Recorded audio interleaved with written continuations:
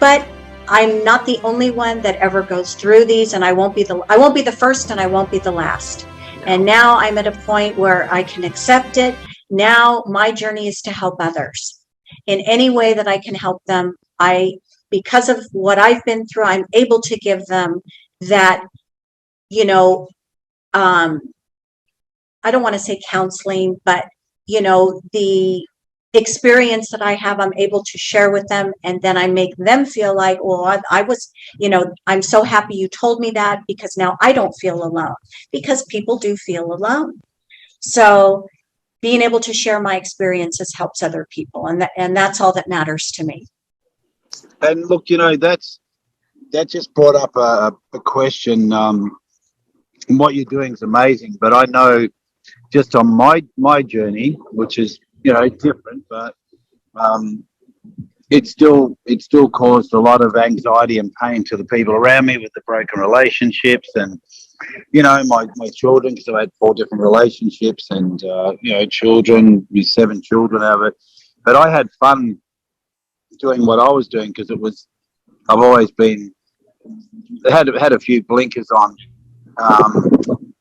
Back in the day, I just keep doing what I did, and even though it was hurting people around me, maybe emotionally, or my parents, I didn't. It's not that I didn't care; I just didn't take notice of that, And so, over the years, that's all obviously, transformed, and now I have a great relationship with my kids and everybody. But the old me still pops back up every now and again, like,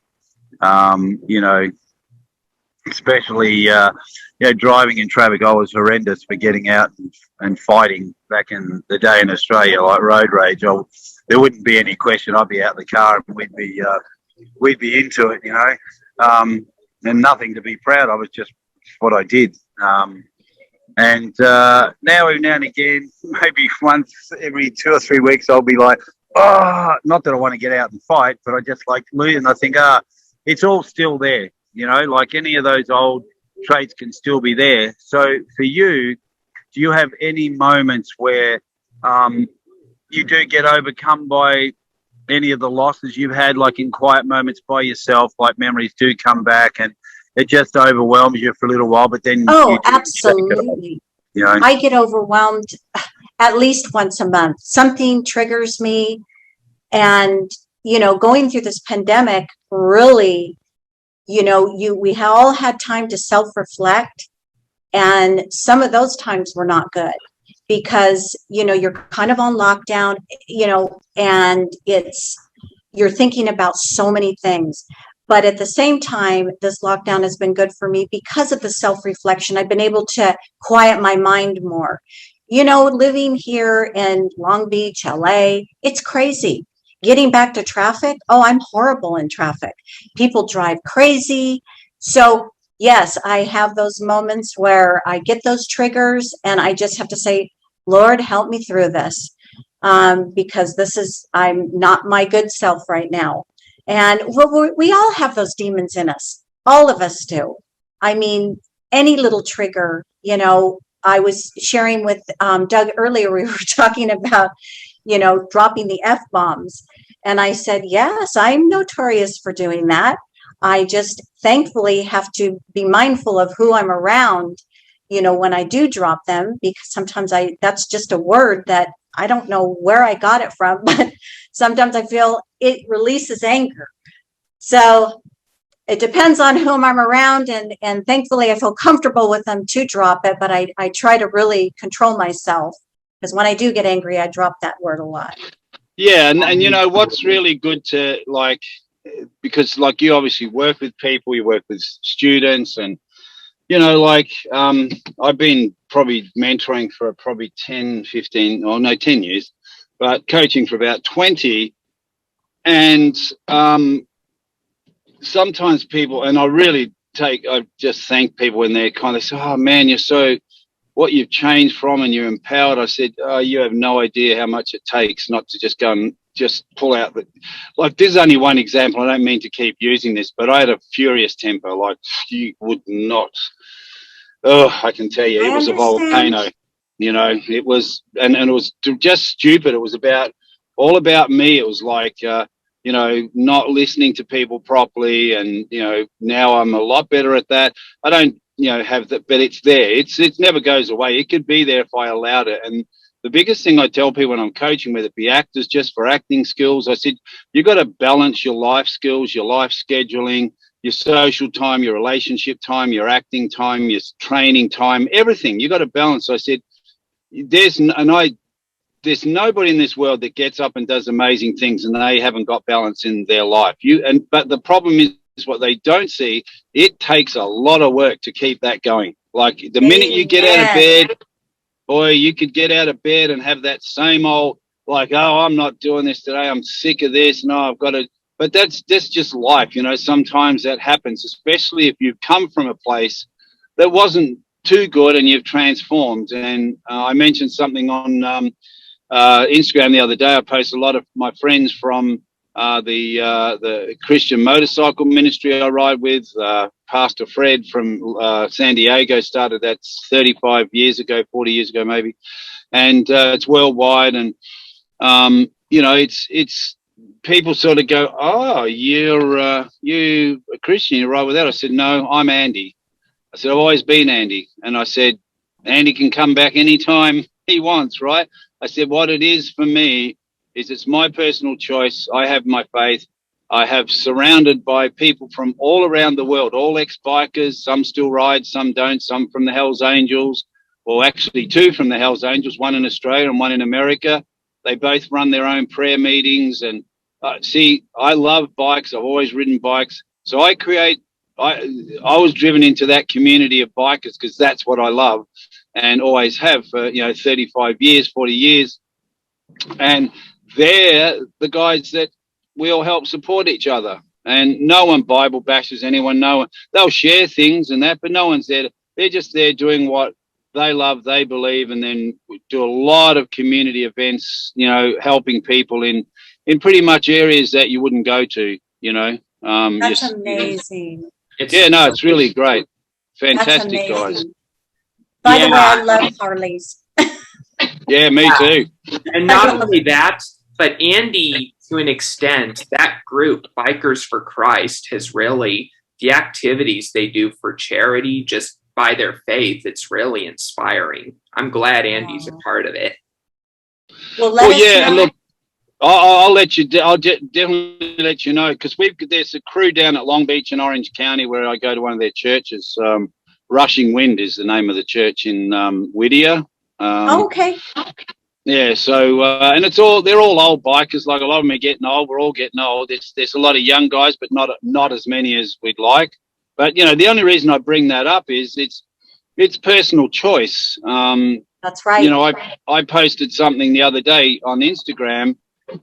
Which was just purely about all my friends I've met over the years in the Bikers for Christ, or just not even guys who are in that, just other people who are like Mel Chansey, for instance. He's on Instagram. He does Bible readings every day. He's a monster looking guy. Like he's in his day, he was like 320 pound of muscle and tattoos, and he was the president of the Chicago Hells Angels for many years. He was into bikes since he was 16, and like he openly shares exactly what trauma he caused on a YouTube interview. He's very open. He said, "That's what I did." He said, "That's what I did," and he was involved in the RICO and went to jail, spent a long time in jail, and then he come out, and that's what he does now. And good on him. That's awesome. Yeah, I don't care who you are or what you do, you can change. And yeah, you can. A lot of these young men that are part of the rescue mission it's called the NLP program, who I serve once a week at the rescue mission, New Life program. They've all had, very disturbing backgrounds. And my feedback to them is you're changing and keep changing. They tell me, I have such bad days and I want to go back to the streets. And, they just need that reinforcement, that move forward. Your life is changing, you're changing, and their stories are amazing. And maybe sometime you can come, Andy, to the Long Beach Rescue Mission and talk to the men in recovery. They would love to hear your story. And, because you're a superstar, you've been on TV, you've been on shows, that would even be more motivating to hear what your story is and, to help them move forward with their journey. Yeah, no, that'd be awesome. And, they'd probably be very interested in Frank Sontag. He's the radio personality for KKLA, which is the Christian radio station. Mm-hmm. And they have the Kingdom men's gatherings where just for men go away on weekends a couple of times a year, or they have down in Inglewood, one of the big churches there, they have a men's 2 or 3 times a year where they get up to 1,000 men, 2,000 men. Awesome. It's because men are obviously Mars and Venus. We all get that, I think that's the right one. Men are from yeah, I know what you're trying to say. Yeah, men are from Mars and women are from Venus. Is that right? Yeah. Right. And we are. And the minute you admit that, we are, because how can we be the same? So I only speak for myself, but I know a lot of men. We have similar things, and yeah, look, some of us just don't get it right, and it takes a while for us to get it right. Yes, the men in this program range from, oh my goodness, 20s to 70s. Oh, wow. Yeah. Oh, there's my video. Oh, I think it is. Oh, there I am. Oh, yay. We get now to you see me, now you don't. But yeah, it's and it's just life, and that's why it's good to have people like yourself and all these other people that are sharing, because life's. It's not about, like all our interviews, some of them are quite harsh, but it's not about bringing people down. It's about bringing people up and enjoying life. Like, I still enjoy life. I get out and, truly enjoy life. It's people like yourself and what you're doing. And, Doug, he's amazing. Like, just his journey over the last he sure is. 6 or 7 years. Like, it's incredible. It really is incredible. Well, I think you're both amazing. And Doug was sharing with me earlier his thoughts about you. You become not only his mentor, but, more of a father. And that's really special words. Not too many people have that kind of connection with an individual, and how you've helped him to transform his life is truly amazing. You should be really proud, Andy. That's huge accolades. Very big. Thanks. I appreciate that. Well, since if he's considering me a father figure, you can go to your room later, because you didn't clean up your office, mate. You'll be grounded. You'll be out at dinner time and then back into your room. I don't know how I'm going to enforce that, because I'm in LA, but anyway, I'll ring your mum and make sure.